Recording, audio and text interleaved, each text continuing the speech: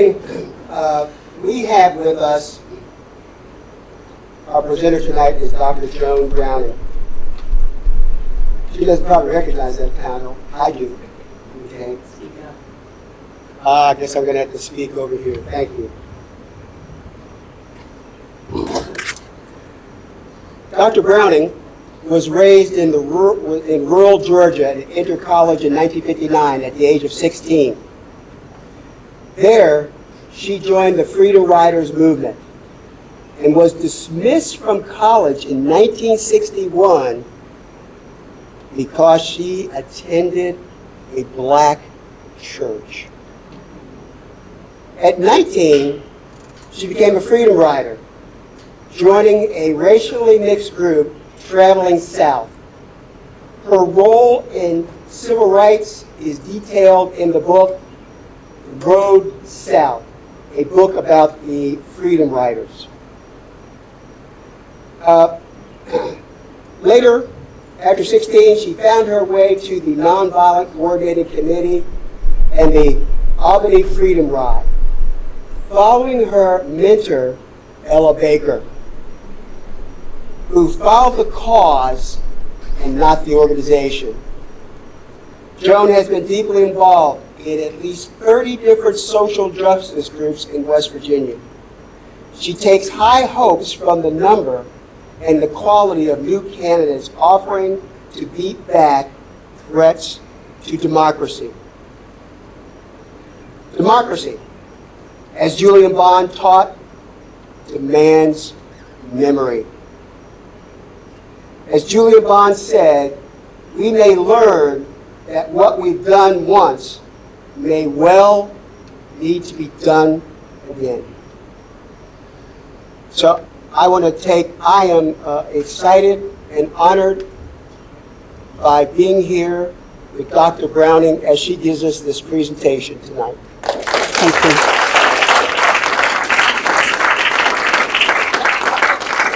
Thank you all for inviting me to share some of my experiences in expanding democracy. I was never a leader, but a lucky person to stand with and near those who were leading. Our very democracy is again in danger, perhaps by reminding ourselves that democracy is a constant struggle.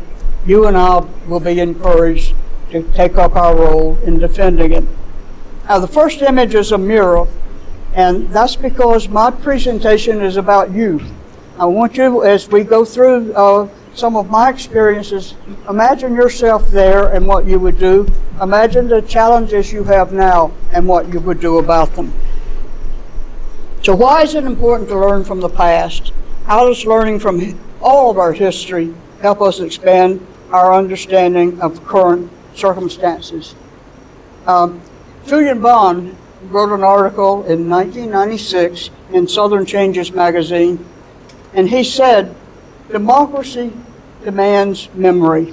He said, mismemory of this movement threatens to erase the reality of the often brutal past, the class divisions evident in every institution from church to school, the failure of civic institutions to service black communities, and most of all, the cruelty and harshness of American apartheid. But Julian and many of us are ever the optimists. He said, in more and more schools, students learn about the democratic civil rights movement of the recent past. They learn that ordinary women and men were moved to extraordinary acts of courage, and they learn that what was done once may well be done again. So, last year, as we recall, the state of West Virginia passed a law making it illegal for us to talk about these things. So if we were raided, I hope you have your bail bond money handy. Maya Angelou said that history, despite its wrenching pain, cannot be unlived, but if faced with courage, need not be lived again. So let's look at some of the wrenching past, painful history and see if we can find the courage to face it. This country was founded by and for wealthy white men. The Constitution, which our public officials swear to uphold, included provisions for the continued enslavement of persons from Africa.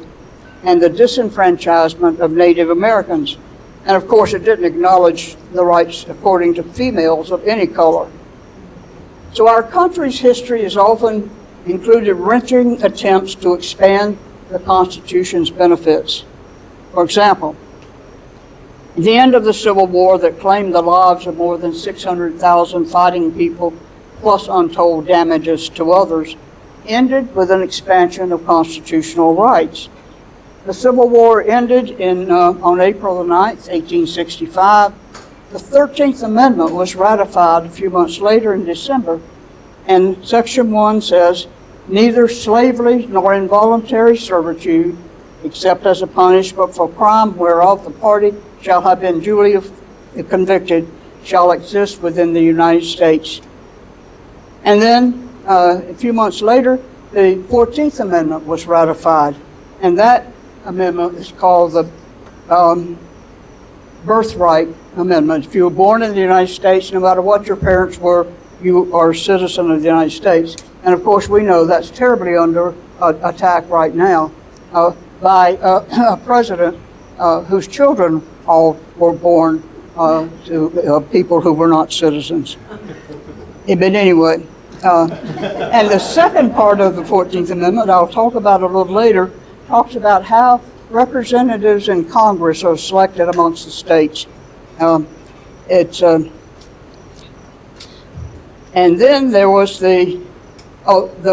Section 1 of the 14th Amendment specifically states, quote, "No state shall make or enforce any law which shall abridge the privileges or immunities of citizens of the United States, nor shall any state deprive any person of life, liberty, or property without due process of law, nor deny to any person within its jurisdiction the equal protection of laws." Of course, the ICE agents are making a mess of that right now. And then there was the 15th Amendment, which said the rights of citizens of the United States to vote shall not be denied or abridged in the United States or any state on account of race, color, or previous condition of servitude. Now, what the 15th Amendment especially speaks to freedom riders. There was a Civil Rights Act passed in 1866, and again, Civil Rights Act of 1875, and that act said, "All persons within the jurisdiction of the United States shall be entitled to the full and equal enjoyment of the accommodations, advantages, facilities, and privileges of inns, public conveyances on land or water, theaters, and other places of public amusement, and applicable alike to citizens of every race and color, regardless of previous condition of servitude." And it provided for a fine of $500 who denied any person of these rights. So what I call the first freedom rider was Miss Idawell Barnett. She was born 3 years before the Civil War was ended. And she, in 1883, when she was 21 years old, she sat in the white lady's car on a train. When she refused to give up her seat, the conductor and two gentlemen dragged her out of the car and threw her on the side of the railroad. She sued the Chesapeake and Ohio Railroad, and she won that $500 that was allowed in the 15th Amendment. But then the judgment was reversed by the Tennessee Supreme Court.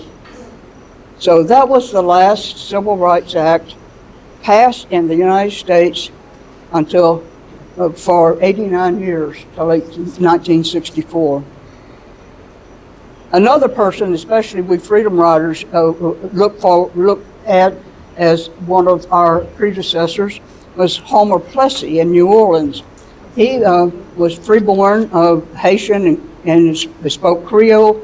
He could pass for white if he wanted to, but he was the test case on a train to test the Louisiana separate train car laws.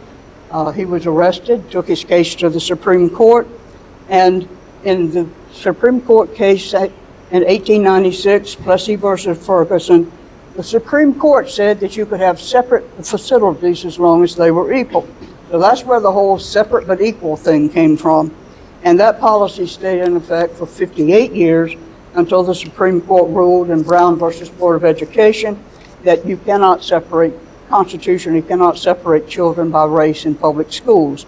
That was in 1954. Plessy is widely considered one of the 4 worst decisions by the Supreme Court. It's never been explicitly overruled, but the Board of Education weakened it. So the Freedom Rides of 1961 really began in 1865 with the right to full and equal enjoyment of public conveyances. You invited me here tonight because I'm one of the 436 individuals who engaged in the Freedom Rides in 1961. Historians say that our Freedom Rides were a pivotal moment in American history. That's pretty heavy stuff for a 19-year-old who didn't really know what she was doing. Lest you think that only extraordinary people can be involved in pivotal moments in American history, let's look at where and how I grew, how ordinary I am, how I found the Freedom Rides, and the significance of the 1961 Freedom Rides. And I want to show you my Aunt Frankie and my brother Rain in front of the home the place where I was born, and the home that I really was very fond of the rest of my life. In fact, on this second slide, you'll see a window. I was actually born in the room in that window. And the Shiloh Methodist Church was a major influence throughout my whole life. I like this image of me preaching to the chickens. I don't think they're paying attention, but I think it shows how totally ordinary I was. But our farm was 4 miles from Eugene Talmadge.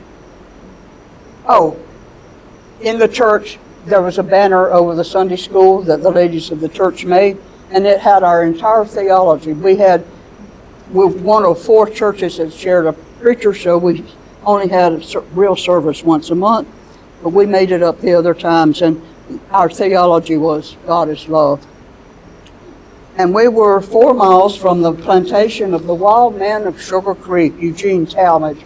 He had been a major player in Georgia politics from 1926 till he died in 1947. And this is a rally. He was running for governor in 1947, and this is a campaign event at his plantation 4 miles from where I was preaching to the chickens. His preacher went to see him and talk to him and reported that Gene said the Negro, according to Gene, was more animal than man. You just couldn't do a thing with him. There were 5 racial strains in the world, and the Negro was the lowest, the meanest, and the most hopeless. You can't lift him up or help him. Teach him to vote, don't be foolish.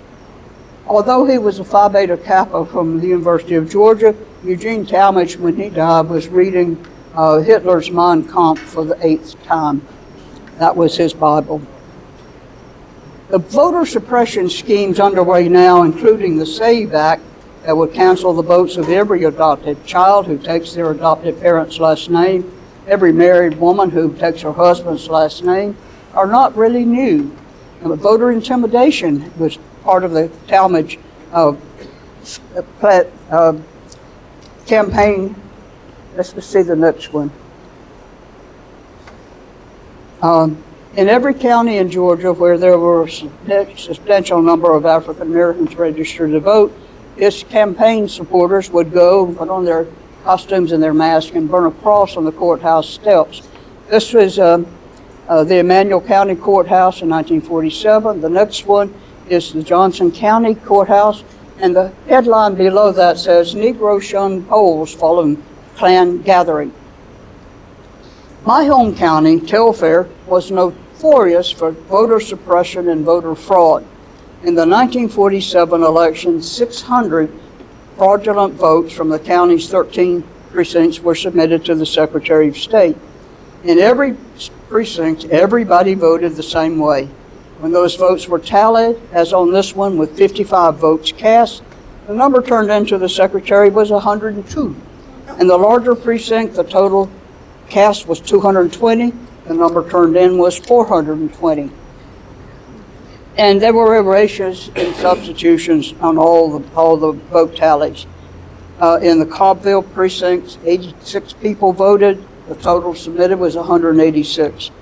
Jacksonville precinct, 27 voted and 126 were turned in, and the Temperance precinct, 24 became 124. Helena precinct had the 55 votes that became 102. The Atlanta Journal found that some of the 102 names had died, moved out of the county, were serving in the military abroad, or said they didn't vote. And among the 77 write-in votes in McRae that allowed Herman Talmadge to claim governorship and the 3 governors to Georgia politics was unbelievable. The state Supreme Court threw him out, but he was elected the next time. George Goodwin from the Atlanta Journal went and looked at some of those dead who marched alphabetically to the Helena precinct, and in the same pencil and the same penmanship wrote in the name of Herman Talmadge for governor.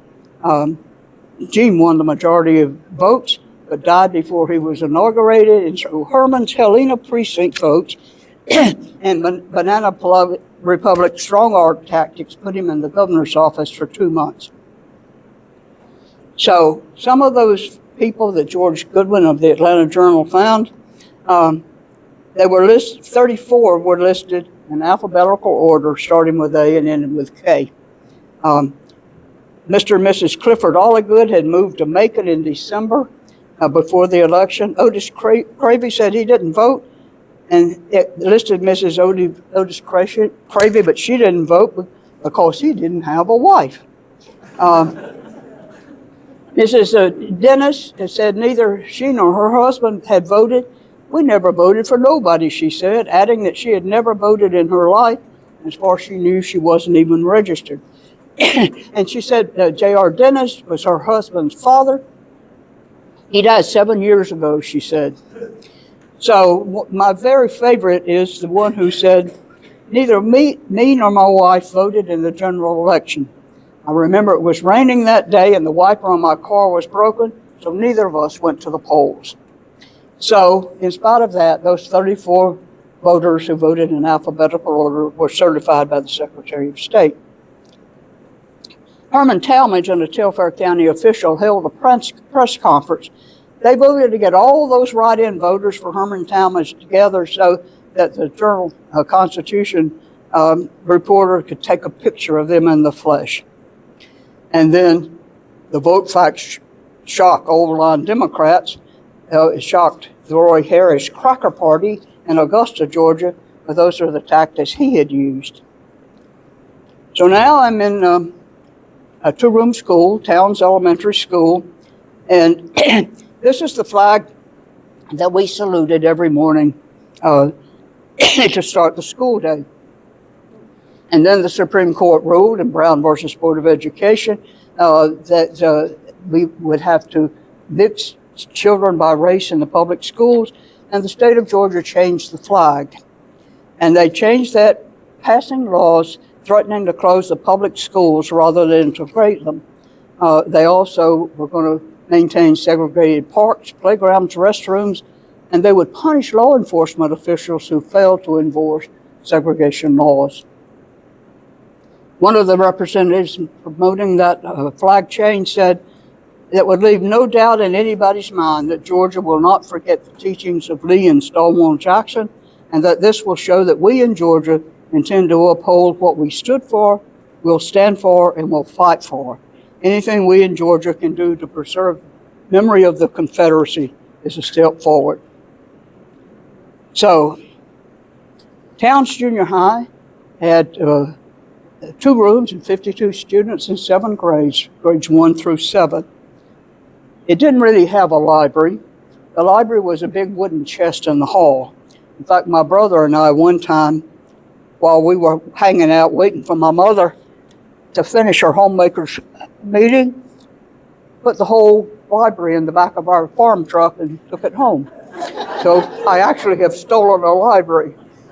She made us take it back to the school on the school bus, as many as we could carry at a time. One of the books that they gave me, I bought it later and weighed it. It weighs 5 pounds, and it was the history of that county, Telfair County. And there were two things I remember all my life about that book. One is about the slave ship, the Wanderer. It was the ship that brought, as far as we knew then, the last Africans to America to be enslaved. It landed at Brunswick, Georgia, and some of those Africans were brought up the river to Jacksonville in Telfair County. One of the stories that's in that book was a woman told her grandmother's story. Her grandmother was 5 years old when she was captured in Africa. Here's what the story says. Granny said that one Sunday evening, a crowd of her friends and relatives went out to hunt guinea eggs. While they were hunting the eggs, they came to a big water, and they saw a big boat with sails. Some white men came up to them and gave them strips of red flaming cloth and told them if they wanted more to come on the ship. And they went, and then the ship took off, and they were locked in a dark hole in the ship and never saw daylight till they reached this country, were made slaves to the white folks. One of my chores on our family farm was to find old setting hens and bring their eggs into the house. I could imagine myself hunting an old hen and being lured into slavery. I still shudder at the thought of a young child being lured, looking for guinea eggs, and never again saw her home or family, but kidnapped away to enslavement. Although I don't recall remembering that she was African, I put myself in her shoes. That is absolutely cruel, I declared. Recently, I've learned that the Wanderer was not the last ship to bring Africans to be enslaved. The Wanderer landed off the coast of Georgia in 1858, and another one, the Clotilde, landed just outside Mobile Bay in 1860. I did find a notice, an auction of 6 likely Congo Africans imported on the Wanderer, ages 22, 19, 18, 16, 15, and 10. And the notice says if this is true, they must be turned over to the President of the United States to be returned to their native country. University of Chicago anthropologists went to the coastal of Georgia and South Carolina, and they were specifically looking for people who had been born in Africa. And they found about a dozen people. One of them was Ward Lee, and his great-grandchildren were 2 twin girls, and they were the first African Americans who did the advertisement as the Double Mint Twins. There's a memorial of Jekyll Island to Ward Lee and to the Wanderer, the whole event. Just keep going. More. And there, okay. Well, in addition to that history of Telfair County, what were the influences on my young self? And one was McCall magazine. This is the June 1959 issue, which would have been the last one that I read before I went off to college. And I read it cover to cover each month. Every month there was a cutout doll called Betsy McCall, and my sister and I would cut out the clothes and play, and there was a little story, an adventure that Betsy McCall was doing then. But the other thing that was in there that probably had influence on me that I can't remember was Eleanor Roosevelt would write a story. You could send her a letter about anything in the world, and she would answer 2 or 3 letters every month. And so I like to think that that had some effect on me. Number City High School, there were 27 students in my class, graduating class, and there was only one more class after mine before they closed it. I was the editor of the Hornet, and pretty well all around good student. The second thing I remember for the history of Telfair County was that when Georgia held a secession convention in Milledgeville, Telfair had 2 delegates, and both delegates voted to stay in the United States. So, hey, you could be a radical in this county and get away with it, maybe. In 1957, the Russians put an 8-pound ball in orbit around the Earth called Sputnik. And it occurred, and they were now beating us in space. Thank you. It occurred to people there may be some kids who are good in math and science who don't have the money to go to college. And so there was a big rush to find us. Well, I was very good in math and science, and I was the star student from the JCs and got a scholarship as the basis of that.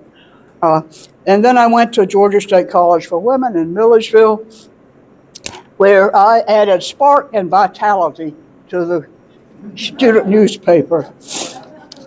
And now comes the 1960 general election. Kennedy, of course, captured Georgia. He was a Democrat, and it was almost impossible for anybody not a Democrat to be elected.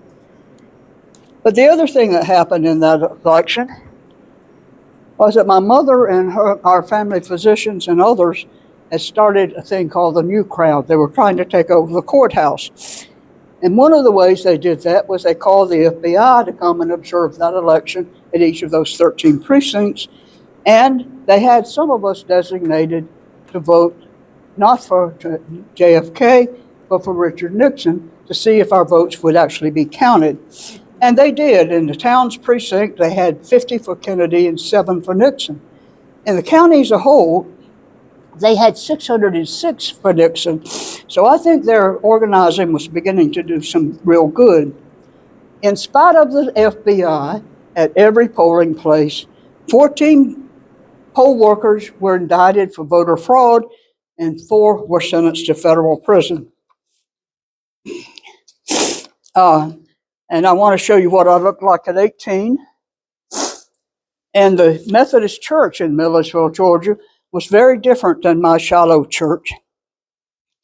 It was the centennial of the Georgia Secession Committee, and the president of the college was Dr. Robert E. Lee, and so he paraded around town as General Robert E. Lee.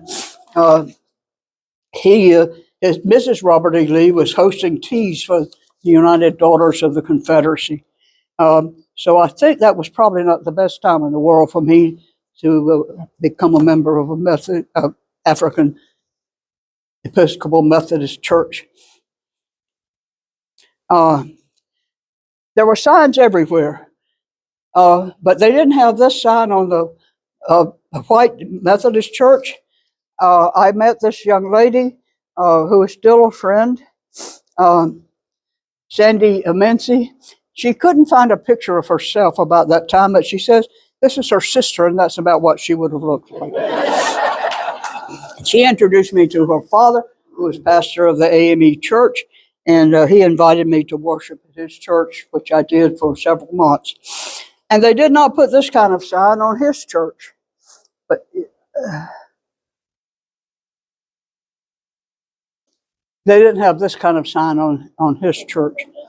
But after I had been worshiping there for several months, Dr. Robert E. Lee, General Robert E. Lee, called me into his office and said he had received threatening calls, people threatening to burn the church, to hurt the college, and to hurt me. And I was never to go there again. So trying to find out what's wrong with going to church, I went to Payne College in Augusta, a CME college, and there I met the guru of nonviolent civil disobedience, the Reverend James M. Lawson. So later when people said, have you been trained? I said, yeah, pretty much by the best. I had cut my spurs. The students at Payne College, the African-American students, had been trying for a year to open up Augusta with no success. And they said, well, some of you white students look interested. Would you like to do a picket? So we did. And my notes say it was Operation X, how you do a picket. Then they said, we came back and they said, that went pretty well. Should we do a sit-in? And so we did. And after sitting on the stools for a while, Bill Diddley, a student at Payne College, came and said, okay, it's time to go. When you get to the door, no matter what happens, turn right and run. There are people waiting down there to take you back to campus. So we got to the door, and a Klansman tried to stab one of the white students, and Bill Diddley jumped in front of him and yelled, "Run!" And we had said we would obey, so we ran. And we looked back and saw Bill lying on the sidewalk with his blood puddling around him. The police charged the old Klansman with disturbing the peace and charged Bill Diddley, the student, with carrying a concealed weapon, the knife that was dangling from his chest. Well, we were witnesses, so we had to go back for the trial and testify. And after 3 or 4 hours of testimony, the judge looked at these Klansmen and said, "You're just an old blowhard. Go home and mind yourself." And he looked at Bill and said, "You were carrying a concealed weapon in your chest, but you've suffered enough, so I'm dismissing your charges too." So my introduction to nonviolent civil disobedience was pretty violent on their part, but I was always pleased that we maintained our nonviolence. So then my scholarships were rescinded. I went to Atlanta, got a job in the library at Emory University, got a $30 a month furnished with all utilities furnished apartment. It didn't look like much, but it was mine, and I thought it was pretty swell. And then I started trying to find out what's wrong with going to church. And so years later, I found myself mentioned in a book by Howard Zinn called The Southern Mystique. He says, every time we create a new situation of encouragement, another human being steps out of the shadows and comes forward. One autumn evening in 1961, my wife returned from a lecture on campus, and with her was a young white girl of about 19, slender, shy, a student at Georgia State College who came from a small town in South Georgia. She had heard that an interesting lecture was being given on a Negro college on the other side of town. She became curious, and so that evening found herself sitting and listening in a mostly Negro audience. On the way out, she and my wife had begun a conversation, and there she was in our living room. We talked for a while, and she left. We didn't see her again until in December. I traveled down into southwest Georgia to the city of Albany in an uproar at the time after Negro demonstrations. At a mass meeting in a Negro church my first night in Albany, I listened to the chairman offer welcome to a group of students who had just been released from jail. They came down the aisle to the front of the church, and one of them was the slim, shy girl who had visited our house that night in Atlanta. Well, among the many things that I got as a result of being in the civil rights movement was Howard Zinn and I stayed in touch throughout his life. And when I ran for the House of Delegates, he gave me my second largest campaign contribution. And that lecture that night was Dr. M.L. King, Nonviolent Civil Disobedience in the Future of the Negro. And I took many notes. And on the way out, I don't know why I asked and why he agreed, but I got Dr. King's autograph. And that's been one of my treasures all these years. People have been protesting racial segregation in public transportation ever since the black laws in the South erased the gains achieved in the Civil War. Between May 17 and December 10, 1961, 62 groups brought tickets on regularly scheduled buses, trains, and airplanes and threw our bodies against the intransigent southern states. Our goal was straightforward. The Supreme Court has said twice, in 1946 and in 1960, that those white and colored signs were unconstitutional. We intended to take them down or die trying. And this burning bus is a typical image of the Freedom Rides. My friend Hank Thomas is the last survivor on that bus. The second bus got to Birmingham, and the Freedom Riders were beaten savagely. And my friend Charles Person was on that bus and just died last year.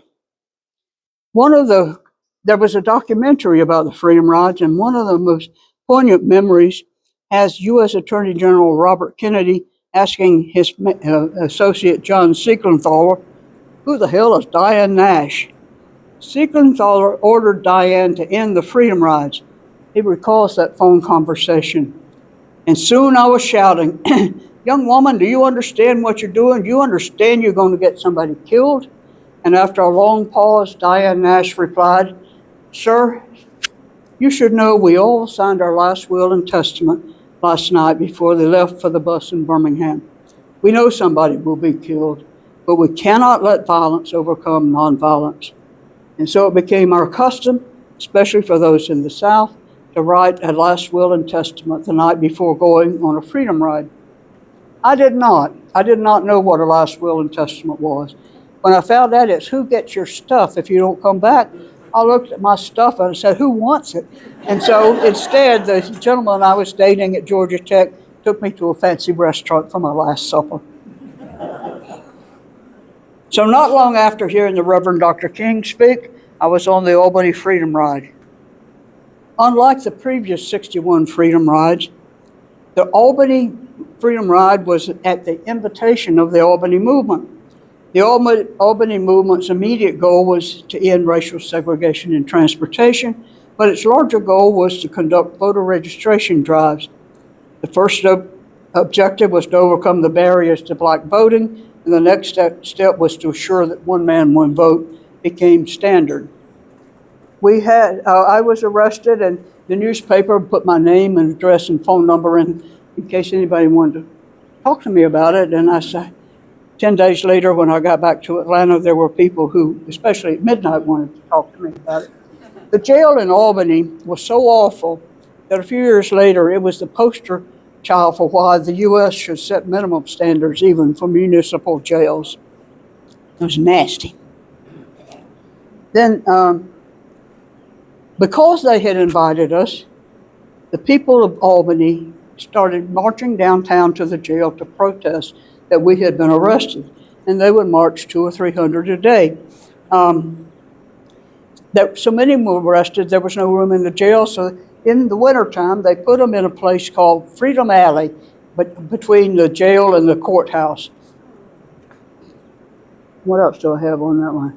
Oh, and it was December. So they would march in the cold and the rain down to protest. By the end of the week, more than 1,000 people had been arrested in a very small town, including Dr. Martin Luther King. He came on Friday and led, it says, 266 people who were all arrested. And people asked me if I followed Dr. King to jail, and I have to be correct and say, well, no, I went to jail on Sunday. He didn't get there till Friday, so he followed me to jail. Presumption, right? I like this letter. There was one African-American attorney in Albany, Mr. C.B. King, and so he represented all of us. And one of the things they would do is our Freedom Riders' bail was paid by people putting their homes up for bond that we would come back for trial, and so we always did. This is one of the letters when Mr. King sent to me telling me to come back for trial. And when I took that letter back to Albany, I said, I don't understand, Mr. King. Why do you use a Robert E. Lee commemorative stamp? And he just grinned and said, well, Miss Browning, that's my one opportunity to lick Robert E. Lee.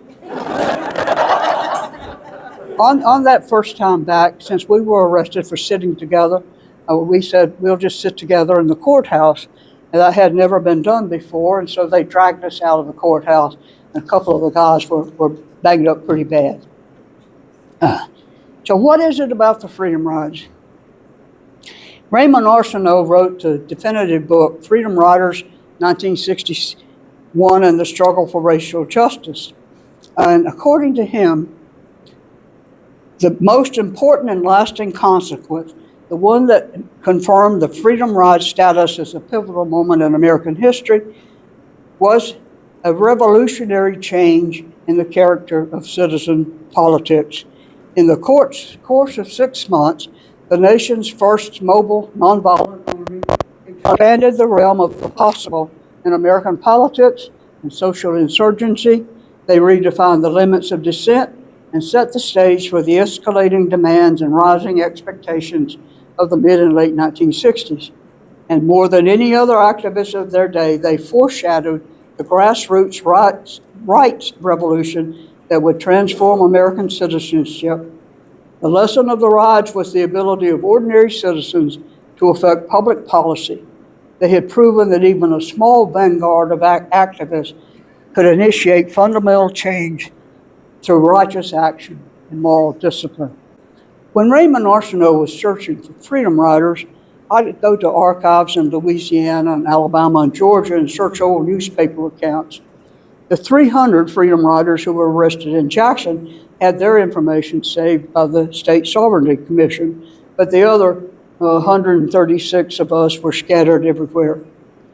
I didn't know until Ray published his book and the 40th anniversary that another West Virginian is a freedom rider.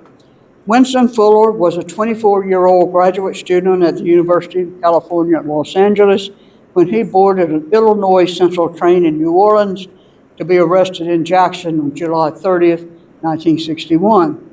So both your West Virginia freedom riders rode on trains, not buses. Winston retired from teaching English and creative writing at WVU since 1965. I moved here for good in 1976. He and I shared a few precious memories recently in a spring event from a film about Henry David Thoreau. All through all of this turmoil, people kept trying. My mother's group, the New Crowd, became Telfair County Citizens for Better Government.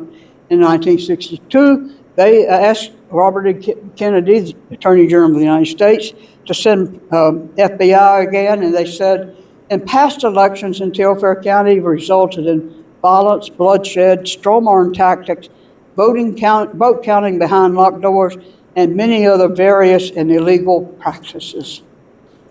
And they also asked that the ballot be take place in the elections. When Mother and I voted in 1960, we marched up to a little table. 3 white men were behind it.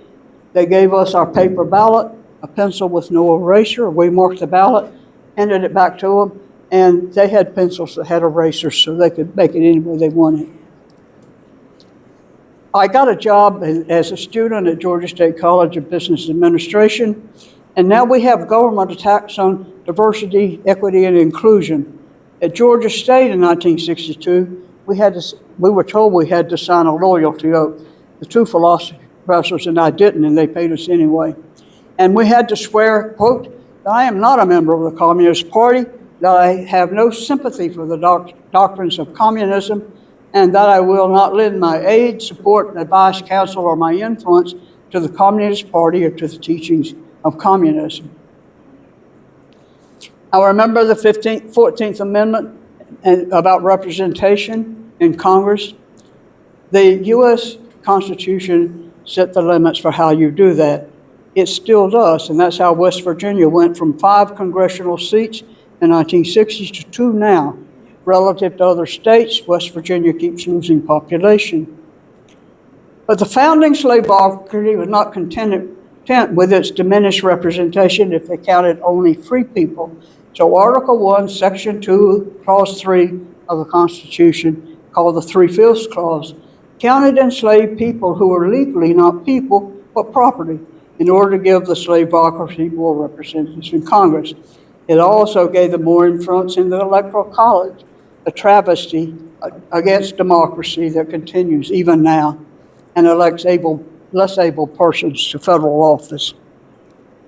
Charles Morgan Jr. was a West Virginian, was an Alabaman who had a great deal to do with changing that great disparity in representatives. And I like his quote. He says, "It's not by great acts, but by small failures that freedom dies. Justice and liberty die quietly because men first learn to ignore injustice and then no longer recognize it." He was an attorney that I worked for a while, and he helped change Alabama's apportionment of electoral power. In the 1960 census, Lowndes County, Alabama, the county where Jonathan Daniels was killed for trying to help people register to vote, had 41 times the state Senate strength as Jefferson County. In the House, the ratio was 16-1. Lowndes County's population was 81% black, and like the constitutional 3/5 rule, not one black person could vote. So the actual voter disparity was astronomical. In 1961, 25% of the people could elect the Alabama legislature.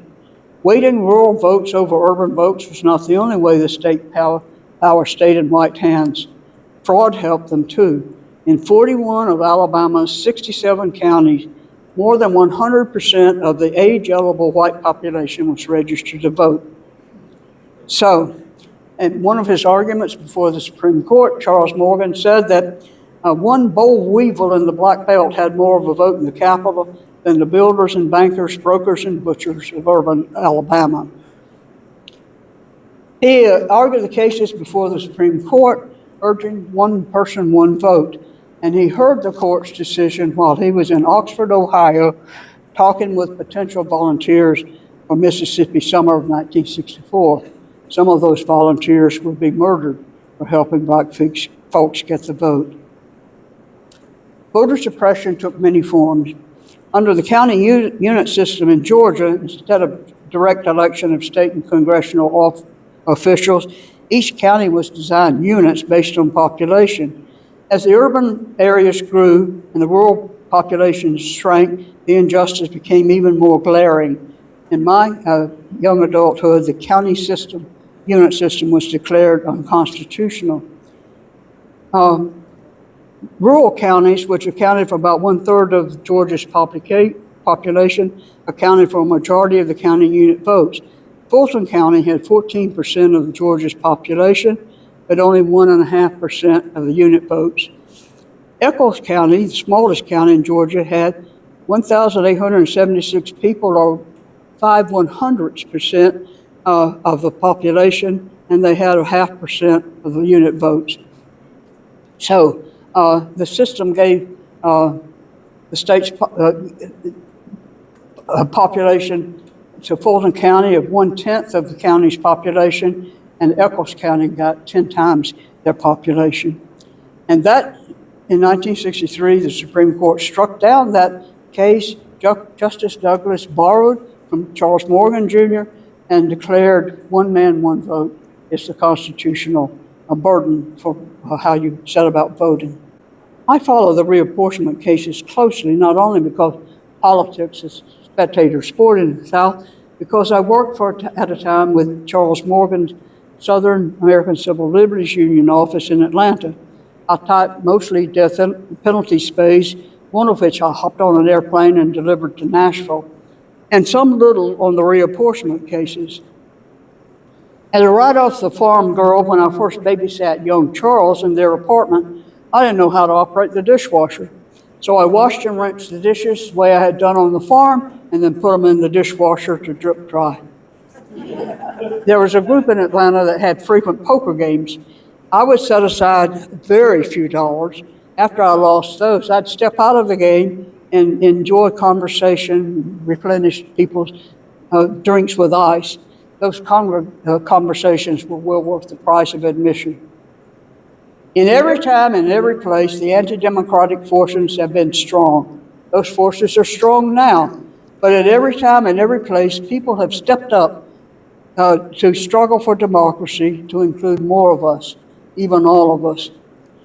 Before there was an Albany Freedom Ride in 1961 to support the Albany movement, there was Ella Baker, suffering the indignities of an African-American woman traveling on Jim Crow trains to Albany to organize the Albany NAACP chapter.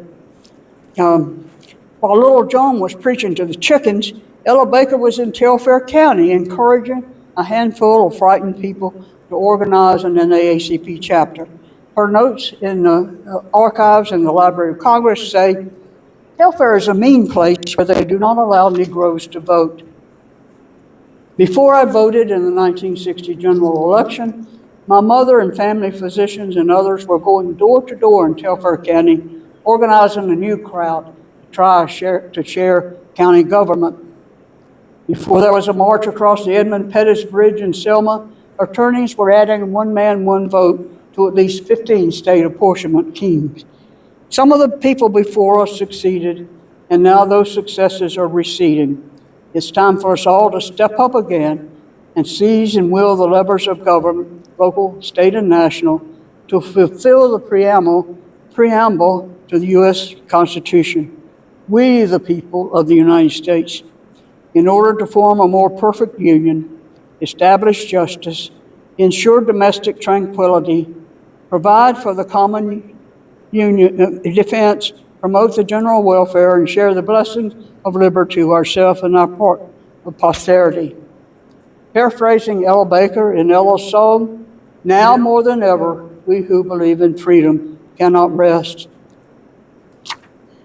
And so one way WVU Professor Emerita Eve Fawkes carries on is by producing this graphic novel. She introduced the book this way. The storytellers in this book are ordinary people, and we have at least two of them here with us, Charlene Marshall and Don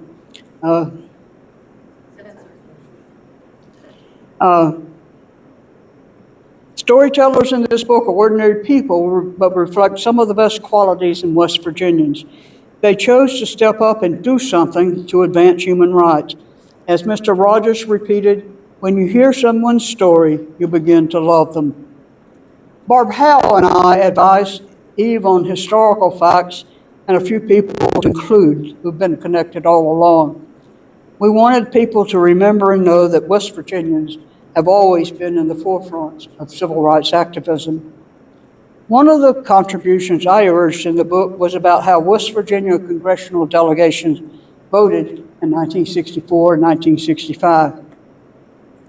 How many Congress people did West Virginia have in 1964? 5. And did they vote for the Civil Rights Act of 1964? All 5 congresspersons voted for it, 4 registered as Democrats, and Arch Moore as a Republican. West Virginia Senator Jennings Randolph voted for it, and Senator Robert Byrd filibustered and voted against it. The next year, again, all 5 West Virginia congresspersons voted for the Voting Rights Act, including Republican Arch Moore. Again, Senator Jennings Randolph voted for the Voting Rights Act, and Senator Robert Byrd abstained. In 1942, the year I was born and the Georgia Constitution was amended to include 18-year-olds as voters, West Virginia Congressman Jennings Randolph introduced an amendment to the U.S. Constitution, making the 17-year-old vote nationwide. He persisted. He introduced the amendment 11 times, first as a congressman, then as a senator, until it was finally ratified in 1961. Unlike our current senators who joined the president and all Republican senators in promoting the SAVE Act, West Virginia's Senator Jennings Randolph firmly believed in expanding the vote. West Virginians' experience in civil rights, how we have all been connected all along, is a project of Morgantown's Coalition for Social Justice. The books are sold locally in several bookstores, and they're available on Amazon. 2 years ago, I turned off television news. My main sources now are subscriptions to historian Heather Cox Richardson, attorney Joyce Vance, and the Borowitz Report, and the random clipping service of friends on Facebook. Joyce Vance signs off her post, "We are all in this together. Mountaineers indivisible, we're all in this together. Let's carry on."